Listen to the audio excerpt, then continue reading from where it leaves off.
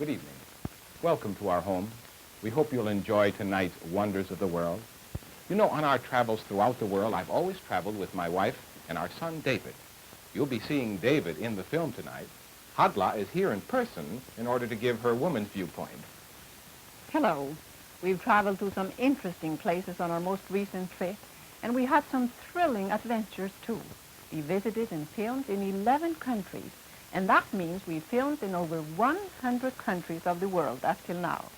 Just to give you an idea of what's in store for you in the months to come, we'll be taking you to Siam, Mozambique, Bolivia, Russia, and Nepal, just to name a few of the areas we've filmed for Wonders of the World.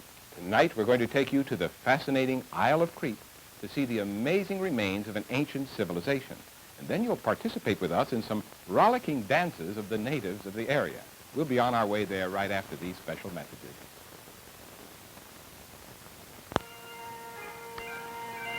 Tonight, you'll hear the sound of the bagpipes once more.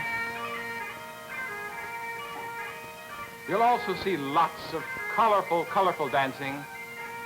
We'll be going to Scotland on this trip.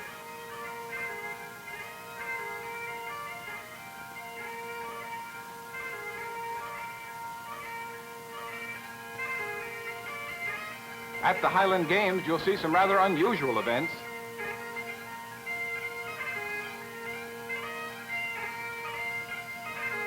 And you'll also visit one of the oldest inhabited homes in all of Scotland.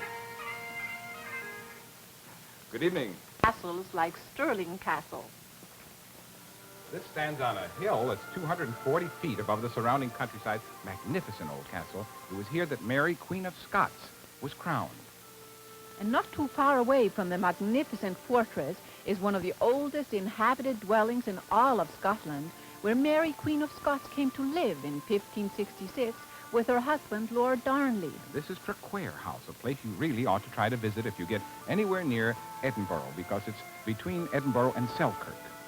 Now, it's mentioned way back in 1107, but it really was mostly built, completed in 1664, with an imposing frontage 120 feet long. That old tower dates from 1550. Hadla and David entered the main entrance, or the entrance that's used now.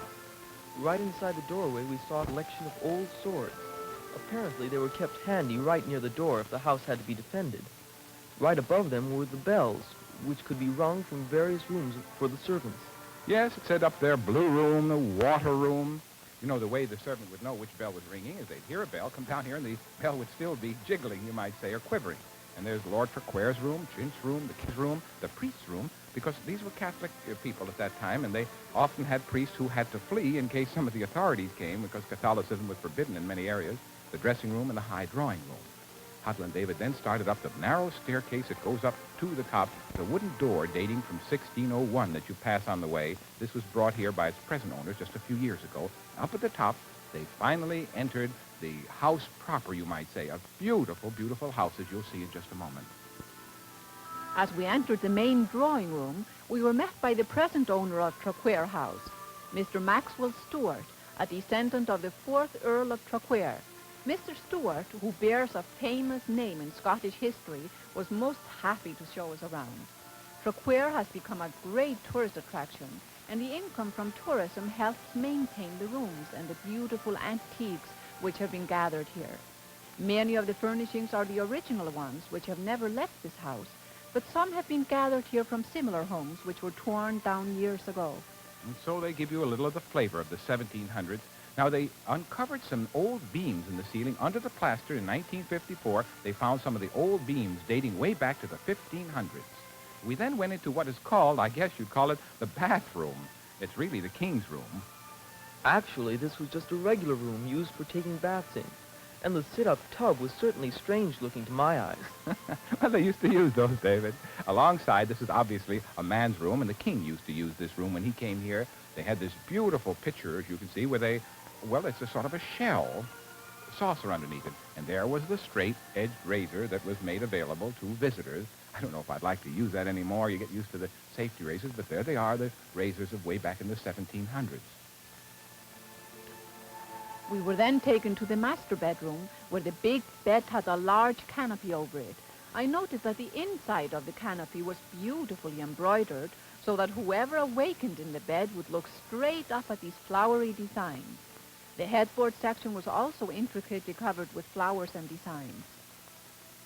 The colors of the original embroidery have been maintained throughout the centuries because the panels were stored in boxes away from light for many years. And so these actually existed in Traquair House years ago, centuries ago, and are the original ones here.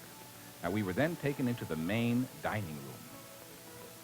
This was an elegant dining room, and the table was set with magnificent silver pieces, some with silver on the outside and gold on the inside.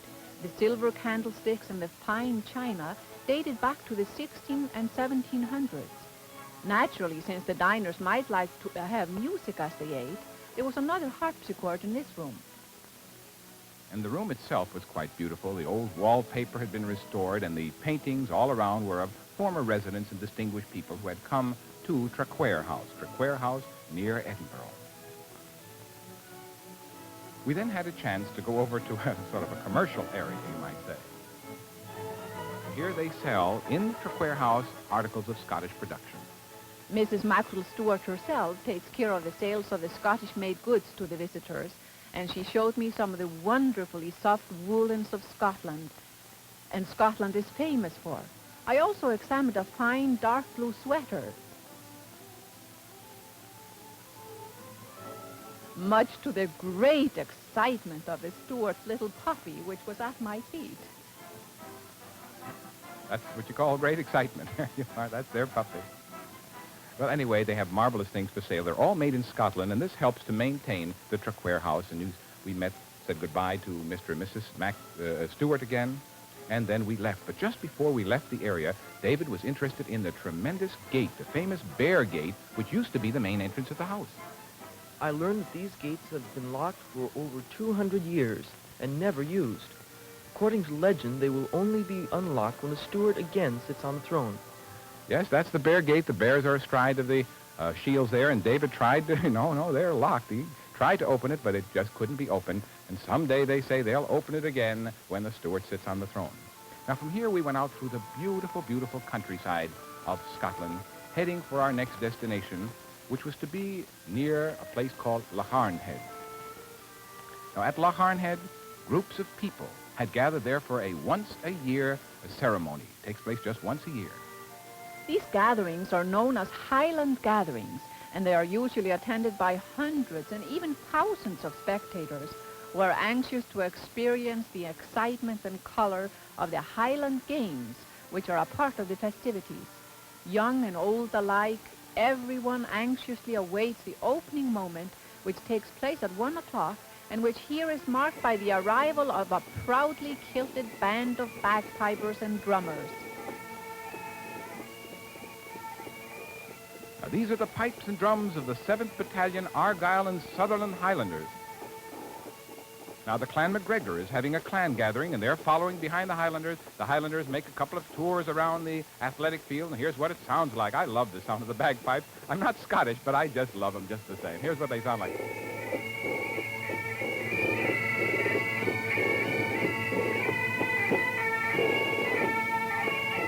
It just seems to me that the skirling of the bagpipes should send the blood coursing through every man's veins.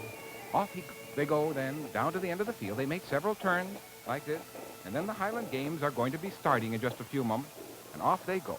Now, we had a chance then to see some of the people who were gathered nearby, wearing their kilts, of course. There on the right, you see the president of the games. On the left is a wonderful character. He's 82 years old. He's been at 67 of these Highland Games at Lochearnhead, and he is going to play the bagpipes the entire afternoon for all of the dances. He's wearing his sporran. That's that little purse. Now, there's the sporran. That's the purse. The girls do not wear a sporran. One of the contestants was to be this little blonde charmer. She was dressed in the traditional girls' costume for dancers. She really didn't have too much time to pose for us because in a few moments, the old piper started his tunes and the dance competition was on, with the little girl and 2 other older contestants performing a Highland fling.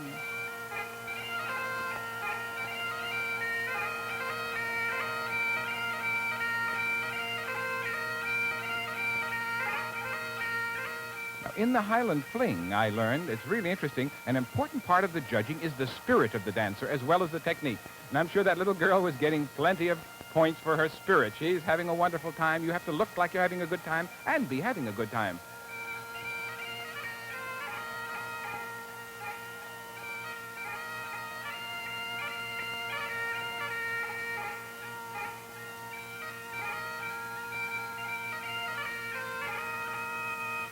And then they stopped, and that was the first competition. Now, you know, they have about 60 different dance groups performing there, 60 different people, and we'll just show you a few. Here came the next event. They were taking a sort of file and making the end of a long stick rough.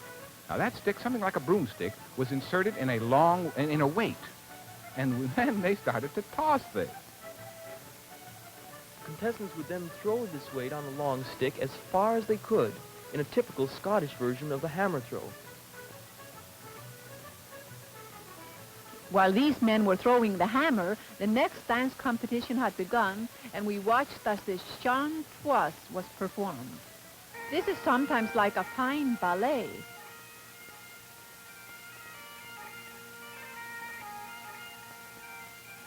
Now, here's an interesting fact about this dance, that chantoise means torn trousers. And it actually came in as a dance of joy when the kilts were once more made legal in Scotland. For many years, they were the sign of rebellion, and so they were illegal. But when the kilts were brought back again, they then developed this dance called the chantoise, torn trousers. Notice how it speeds up towards the end.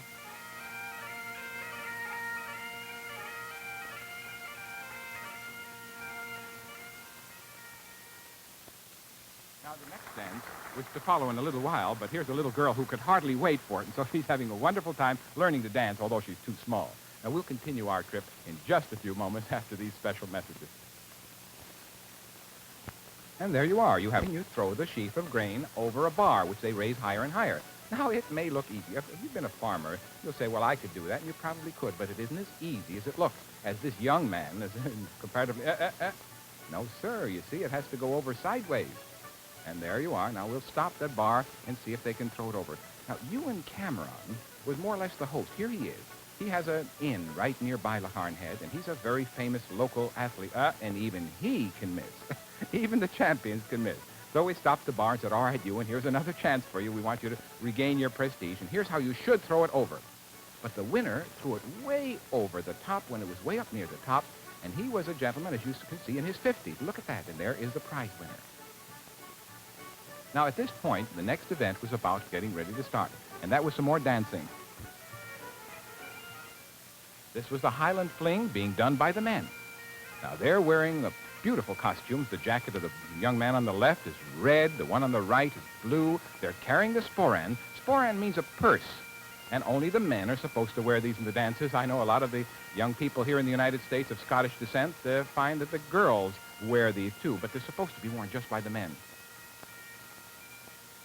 And if you want to know why they carry a sporan for their money and everything, there are no pockets in kilts. And this is the famous Highland Fling. Now, the next dance was then ready to start, but we had other things we wanted to see first, and this was an unusual event where you tossed a weight over a bar. I learned this stone weighs 22 pounds. So it's quite an accomplishment to toss this heavy stone a great distance as some men were doing. Yes, but that's not the stone you saw there, David. That was the heavy bar of 56 pounds that they're throwing. The stone that you heard they're going to throw is the next event. These men are throwing a weight of 56 pounds in weight, and they throw it 13 feet over their head. Now, look at this. Over their... Oh, my goodness. The next event was to be the stone, you know. So after... There's Ewan Cameron again. Now, after throwing a 56-pound like that, weight over 13 feet high, it was nothing to throw these little stones that David was telling you about. Little stones, I say. My goodness, they weigh over 20 pounds. And Ewan Cameron picked up one of them to show us what it was like, because here he is tossing it. You've heard of tossing the shot or shot putting, but look at this. This is a stone that they're throwing. And so these are rugged men. You may see them dancing in the kilts and wonder, my goodness, they're dancing in kilts. Don't you ever mistake a Scotsman for not having plenty of gumption there. They have these Highland Games. Now, the next event was a rather unusual one. This is the competition of the pipers. It was taking place in a corner of the field. The three judges are sitting there not looking at the contestant. They're just listening to him. They don't care what he looks like. And they march around like this, playing these tunes. There's David helping on the recording. I'm often assigned to recording the sounds for films which we make since my father is filming, and my mother may be off taking still photos or reloading the cameras for my father.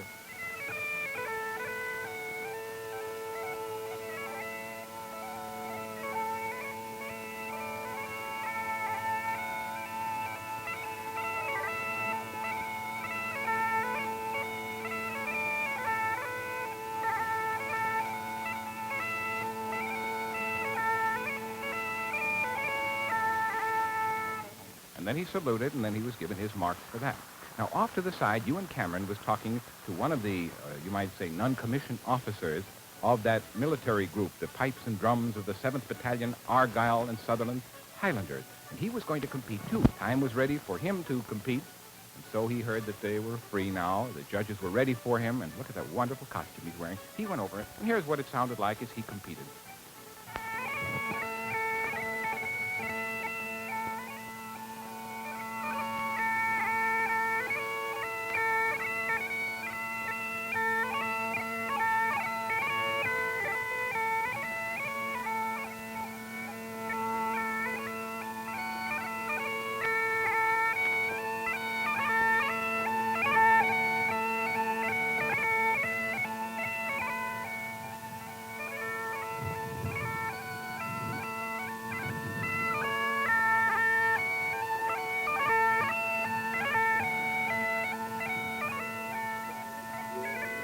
In the background, you can hear the announcements being made over the public address system sometimes. And there are the judges listening carefully. Now, next came this event. They were tossing a hammer. I guess you'd call it tossing a hammer, a heavy weight. And all I could think of when I looked at it closely is that it looked like a ball and chain from the olden days. They used to tie this around people's ankles. Maybe that's where the Scots who got out of prison said, well, I'm just going to practice tossing these balls and chains like this. This is it. And there's skirts, you know, their kilts swirling there as they turn around. Here's the gentleman who had won that other event. This was the same man in red kilts who had won the sheep throwing earlier. And then the music for the next event started. This was a sword dance, and one of the contestants was once more the little blonde girl we had met earlier. And that same 82-year-old piper was playing. He played the entire afternoon for every one of the dances. There were about 60 dances being put on, and we're showing you about 4 or 5 to give you an idea. But this is the sword dance. We've shown you the Highland fling, the Sean Truist, and now this is the sword dance.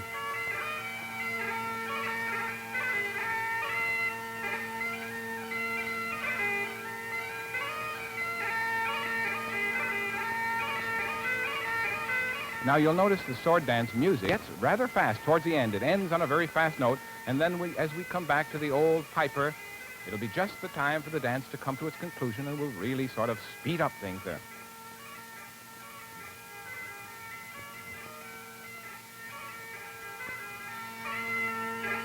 Here it goes.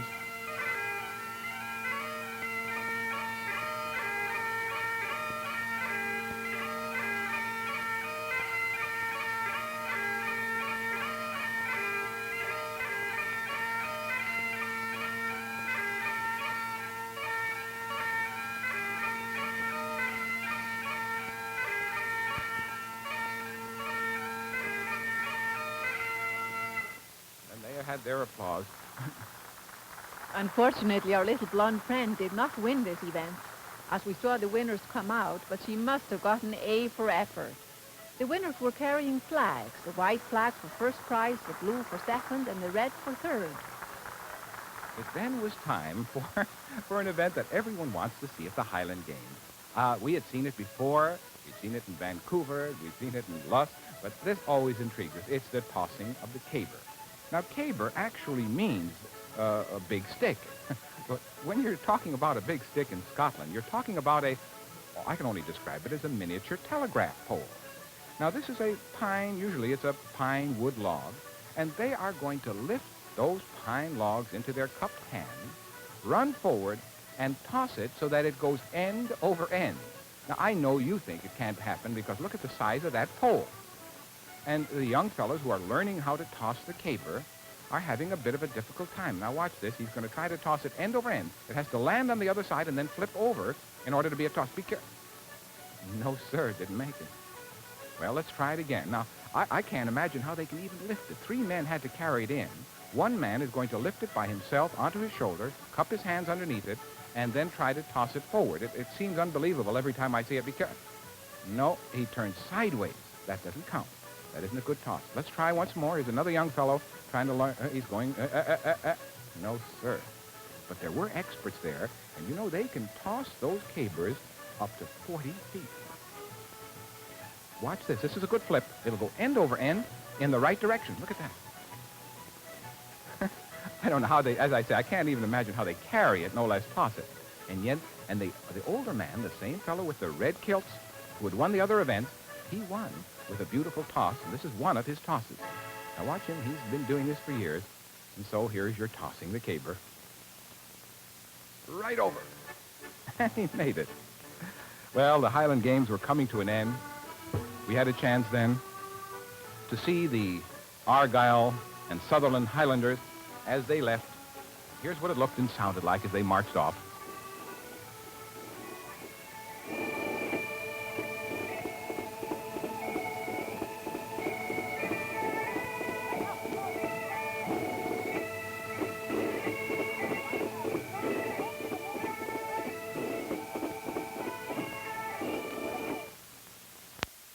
Well, they'll be dancing for hours, but that's all time will permit us to see on this program.